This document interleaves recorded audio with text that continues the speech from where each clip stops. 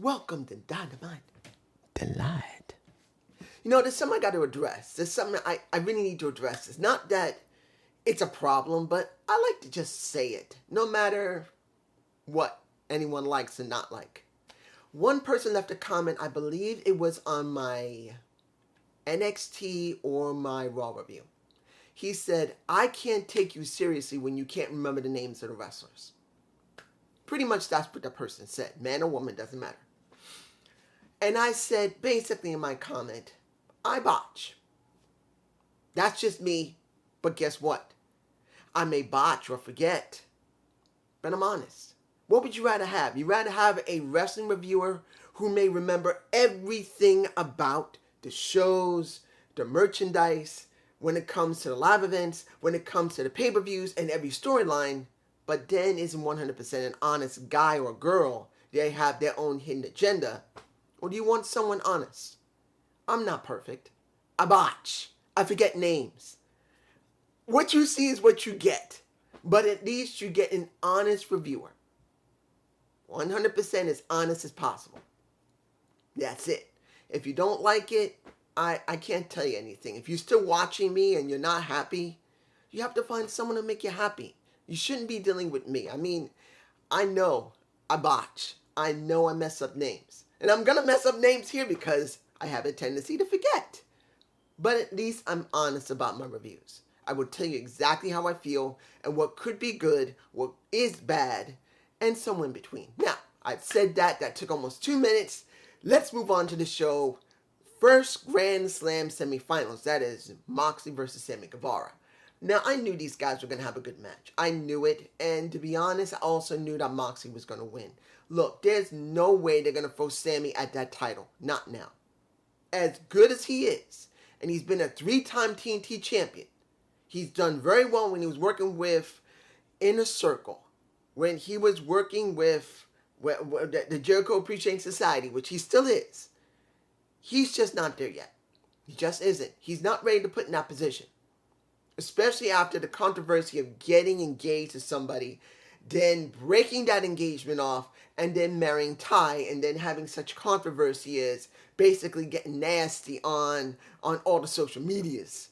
And that's just going, pretty much not showing it, but you get my point. It's not been good, particularly also what happened with him and Eddie Kingston.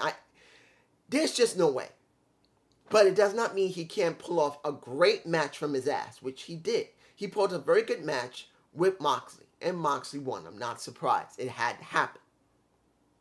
No talk from Moxley, which was not needed, which I'm glad.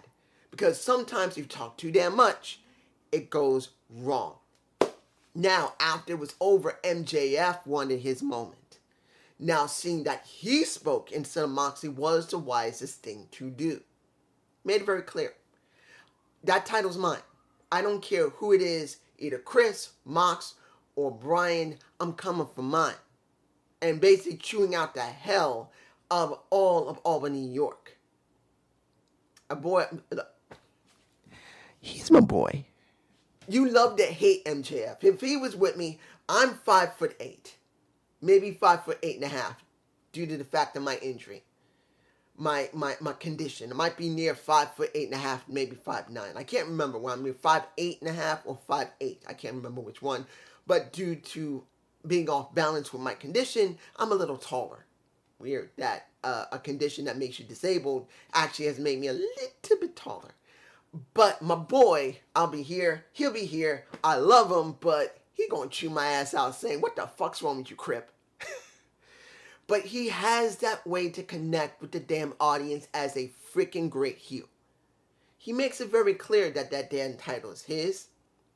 That he would make it very clear that if Mox is the one who wins the damn title, again, that one, he respects him because he got his ass clean. 2, that he's a scared little kid because of the way he was raised and how he came up. And 3, that he is his demon. It is not his alcohol that was his demon now. It is MJF who's the demon. That was a very good thing. And just in case people think that, they may be going off the rails, dude, trust me. MJF got permission to do that from Mox. There is no way Mox will allow that. Mox is the head As Roman Reigns is the head of the table, Mox is one of the people at the head of the table. Remember, when there was those meetings, that second meeting they had, it was Mox, it was Bryan, and it was Jericho. He's one of the three legs of AEW. AEW has three legs. It is Mox, it is Jericho, and it is Bryan now. It is not CM Punk. He blew his moment. As I said before, CM Punk fucked himself over. It's not the point that the Bucks and Kenny Omega were against him. It's not the point that if it is true or not that Colt Cabana has been fucking with him. It's not the point if a Adam Hangman Page decided to shoot on him in a promo a couple of weeks, not 3 weeks ago. It's not the point. As the champ, you must have a certain demeanor. Look at Nick Aldis when he was champ. He had a certain way he acted. He should have acted that way, and he didn't. So, Mox allowed that. It had to happen. It makes sense. Doesn't mean it's going to win, but it makes sense. Now, this match, I don't agree with. I truly believe this match is going to lead to a rush job. And this is, as I call him, J-Boy, Jungle Boy, versus Jay Lethal. Now, he did an open contract due to the fact that since Christian is out with a torn tricep, just like a CM Punk, he's out for maybe 6 to 9 months, at least. He has to deal with someone, so the only person he can deal with is Luchasaurus. I would have liked, and it's just me, it's not the fact that the match was bad, it was fine, and he won. But the point is, if you want to build a real compelling story to make a Jungle Boy, J-Boy look good, he should have lost. Then Luchasaurus would have came out, looked at him, and just mocked him. I think that would have been better. That's just me. I know not everyone would agree with that, but I truly believe that if you really want to make Jack Perry mean something really special, you must make him go up against a freaking Mount Everest, because he's gone up against other people that's been big and he just beat them. Here, he's going up against someone he cared about like family, that he cared for, that he loved. You gotta make it mean something. This is Mount Everest he's got to go up against. It's not Christian. It's not Brody King. It's not Morrissey. It's Luchasaurus, his family. You got to make it mean something. And this, him winning it, did not need to happen. I'm just saying. Now, let's go to Powerhouse Hobbs and the Jobber that was completely destroyed, that made his mouth bleed. Because within about, less than 45 seconds, maybe 20 seconds, he destroys a Jobber, which makes his mouth bleed. That means the blood pack in his mouth might have busted open, or he might have actually busted his mouth with that Jobber. Can't tell. But after it was over and he won the damn match, you got him saying, you know what? I want to big up Hobbs. And don't get me wrong, I did it in 4 minutes and some odd change. And I'm not taking nothing from him, but he ain't nothing. Because now he's in the book of Hobbs and it starts today. And then you get a little bit of the Ricky Starks, who is now over. Anyone who does not like Ricky, forget it. Forget it. If you don't like Ricky, either just keep hating him or accept the fact that he's over. Because many people, I've seen it more than a few times, many people cannot like Ricky Starks. They say he's nothing, he's garbage, he'll never get over. And honestly, he just got over. The Albany crowd cheered their asses off for Ricky, calling him Ricky. He came to the ring and tried to whoop some ass, which he did. I believe that this is a better situation in All Out. That match in All Out didn't need to happen. It didn't need to happen. It didn't feel like anything. It was a rush job, like I said in my All Out review. It was a freaking rush job. It should never happen. This should have happened. This should have happened. I'm just saying. Now, let's see. The short video that we have with Action, Bronson, and Hook. Don't know Action Johnson. I mean, Bronson, not Johnson. Bronson. I don't know Action. This is like the second time I've seen him. I'm sure he's a very well-known wrestler. The question's going to be, as a tag team, will they work?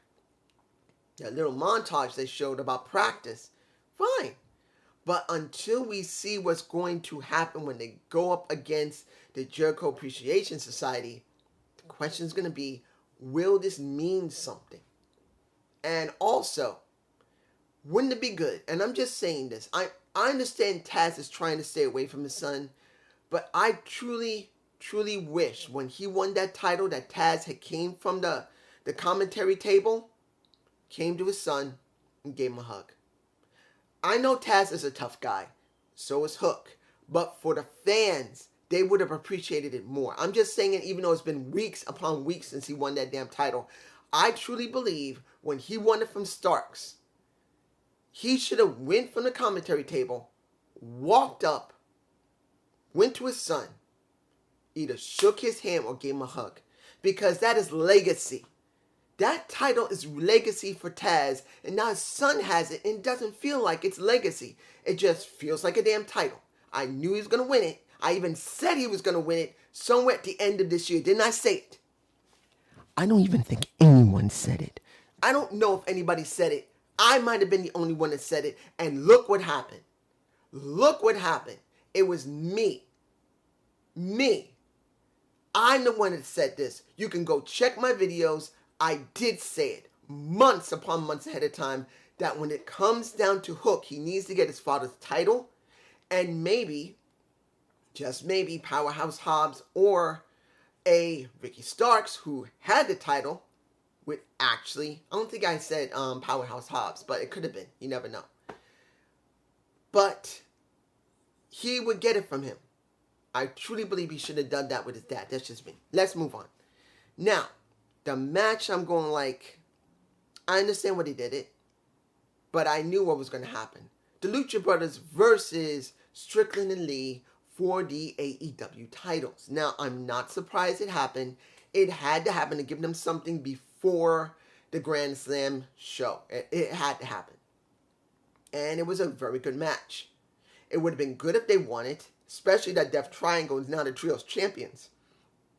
Excuse me. Hiccup cough. Yeah.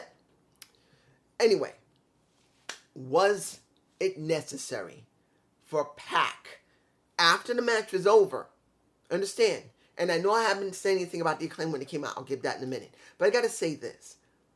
Was it necessary for an Orange Cassidy to do a orange punch to a Pac right after Death Triangle had their loss? And Pac is the one who's making it very clear. I'm telling you right now is Marvez. He's telling him, don't you disrespect Death Triangle. We are the Trios champions. I am the All-Atlantic champion.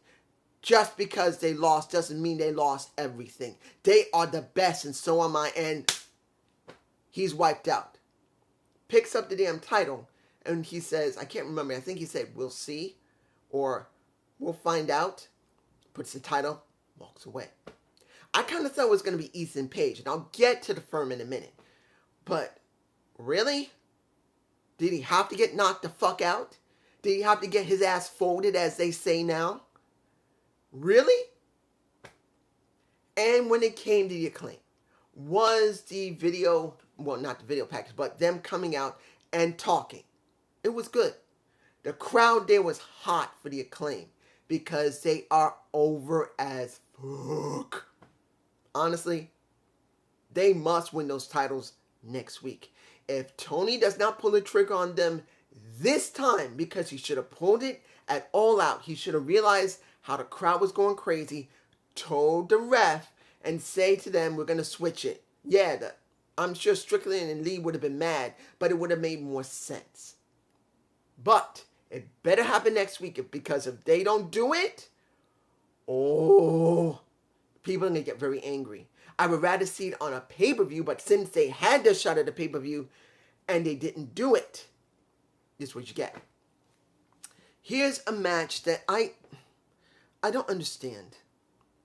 We got Baker and Deeps versus Athena and Toni Storm. Look, guys, this is where I'm confused. You guys tell me below. Tell me. What would you rather see at this point? Wouldn't you rather see a Selena Deeps with a title or Selena Deeps with no title doing nothing. She had a feud last year with Shida. And this year as well. Half of last year into this year. Yes, people loved it because of how brutal it became. I kind of wish it was about Shida's 50th win, but it didn't happen. But Selena Deeps truly pushed it to make it mean something, and it did. So she showed she can get the crowd behind her. But why in the blue fuck would they not allow Jade Cargill to drop the damn title? Because as it stands now, the person who should have gotten in the beginning should have been Deeps. Because she would have been the best inaugural champion, but they didn't go there. Now at this point, at 37 wins, who's left to go up against Jade? When honestly, there are two ways a title works. Either you make that title mean something, or the title makes you mean something. Counting if the title has a legacy and people who came before you to make it important. Neither one happened with Jade Cargill. It was a brand new title, and she's still green at that time. They put them together in the hopes of making the TBS title mean something. And at this point, Deep should get it. Flat out. If it's not going to be Britt who gets the lower one, and Deeps get the main title away from Toni Storm, it should be her getting it now. Because when you see this match, Deeps is over. She is. Even as a heel, she's over. And I don't understand why they will not go there with her. Then I look at Athena. Athena, who truly shows how incredibly good she is. That people really like her. If she didn't win the damn title, what is she doing? We're still using the same damn women. Look, this, I believe it's this Rampage. We're going to have Penelope Forbes versus Nightingale. Willow Nightingale. That's the only new person we've seen other than Athena. And I truly believe they need to start changing this up. I've been saying it for over a year and a half. The women's division sucks. It's been sucking and hasn't changed. They need to change out what's going on. They need new blood in the main title scene. Yes, Toni is a good shot there. But when it comes to Jade, she's done all she can with that damn title. Tell her to drop it and start moving on to the main title. Start going through the roster for the main title and leave the second tier alone. They need to do it. The match itself really didn't matter because this was more about Jamie Hayter, who's already angry at Britt because of what happened at All Out. She's still angry at her, so guess what? She came out once the match was over and the heels won due to the fact that you got Britt hitting, I believe it was Toni in the stomach with a chair. Deep gets the pin. But does that mean she's going to get a title shot? Probably not. I'll be surprised if she does, and I hope she does, but I doubt it. It'll probably be Britt. Or it's going to be about Britt and Jamie Hayter. Yes, I know that there's going to be a Fatal 4-Way at Grand Slam. There is. It's going to be Hayter, Britt, and I believe Athena along with... No. Hayter, Britt, and it's going to be Deeps, and then Toni Storm herself. No Athena, my mistake. But still, seeing that as a single, I knew she was not going to get it. I knew. But once Jamie Hayter came out, nailed in the back who was it? I can't remember. I think it might have been Athena. I think she hit her in the back. Can't remember, unless it was Storm again. But I think it was Athena. They still hate, Hayter still hates and is angry at Britt. Does this mean she's turning face? No. I don't think so. Now, she could, but I don't know. Let's move on. Now, the final match of the night. Oh, almost forgot. When it came to Lucha Brothers as well as Strickland and Lee, again, and I got to give credit's due, almost forgot, Swerve Strickland sold pretty well to the Lucha Brothers. He did. I'm not saying he was perfect at it, no one is. But at least he sold better than he normally does. He doesn't usually sell very well. He did sell here, so I give him props. Final match of the night, which was the best match for me personally. And that was Chris versus Bryan Danielson.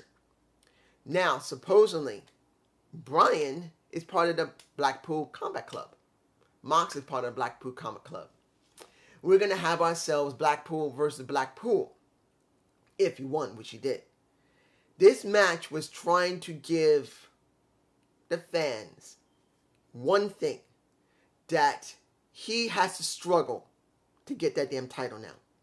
He must work harder because of what happened when Chris flipped him outside the ring and he landed funny on his, was right ankle or left? I think it might have been his right ankle. And he just got hurt. He had to loosen up his wrestling sock.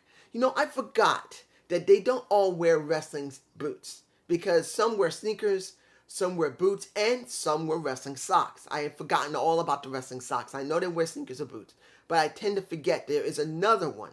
And I found it a while ago, but I forgot all about it. So it reminded me, oh yeah, I forgot they do that too. They actually wear wrestling socks as well. And that's the reason why some wrestlers look like their feet are smaller, due to the fact that those shin pads as well. It's a little more easier to have wrestling socks on with the shin pads than wrestling boots. Not saying that people don't do it. So the story was about him hurting his right ankle, but still winning out over Chris. Now we got Mox versus Bryan. Now this is what I want to say about this. Do I believe this was coming? Yeah. Sooner or later, Mox was going to have to face Bryan eventually for a title. Either it was going to be TNT or it was going to be the world title. I knew it was coming.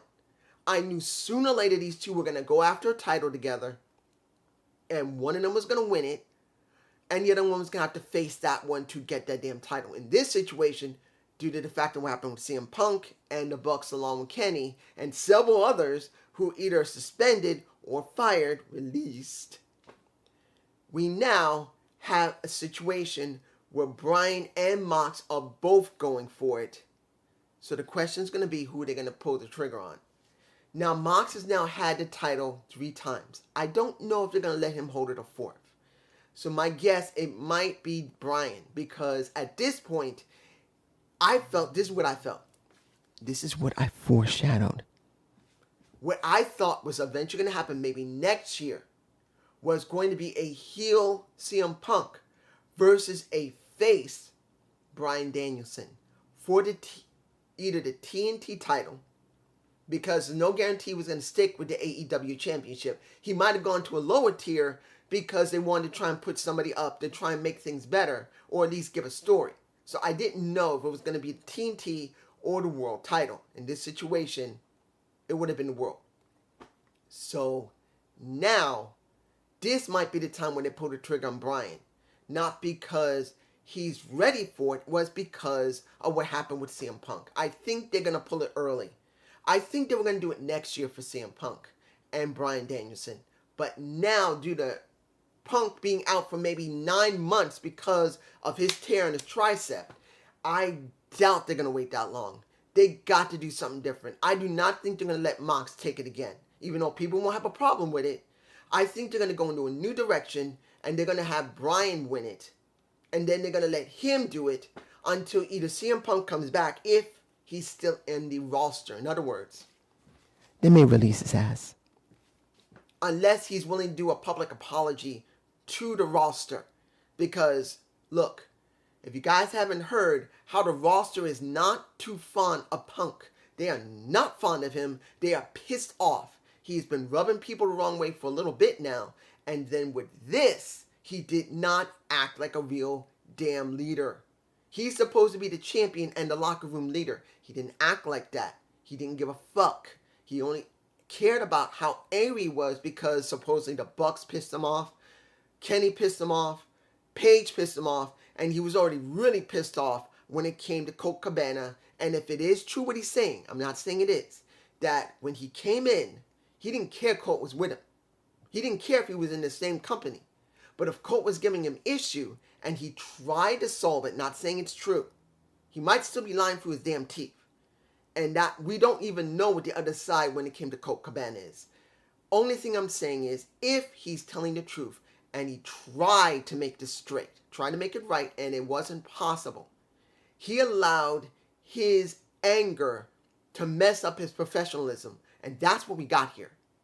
So honestly, what we got here, if he comes back, he's got to apologize to the roster. If he does not, and Tony Khan lets him come back as he is and try to go back into the world title picture, we are going to see a lot more leaks from AEW saying people are treating people bad back there, people are being disrespectful back there, and I got to say this myself because I have to. Other people either commented on it, didn't change their point of view, or did. I got to because I'm an honest reviewer.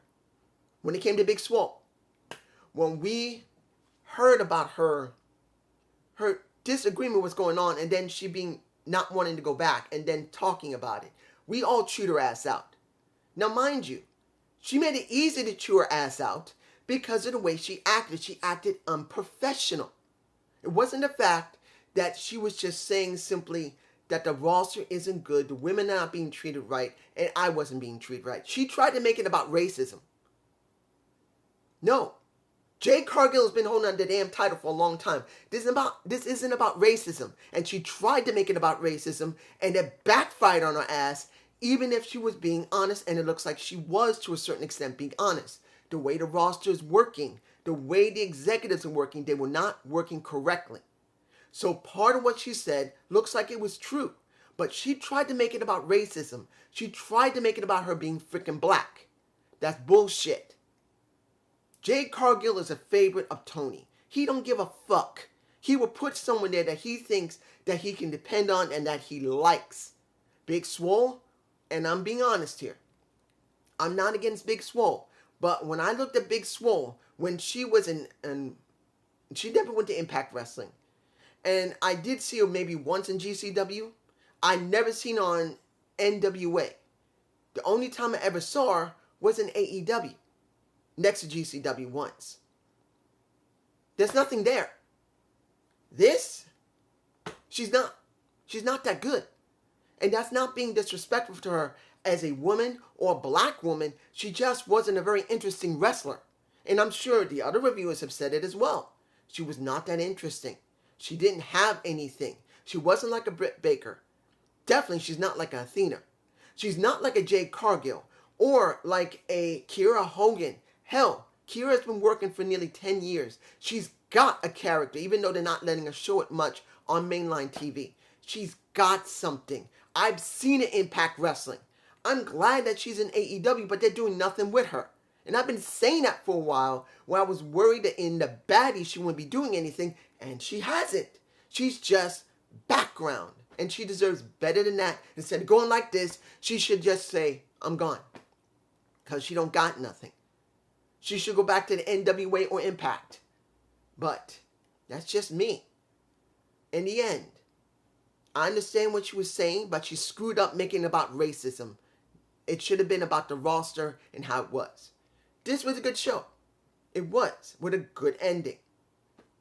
But do I believe everyone's going to see it that way? It's going to be up to you.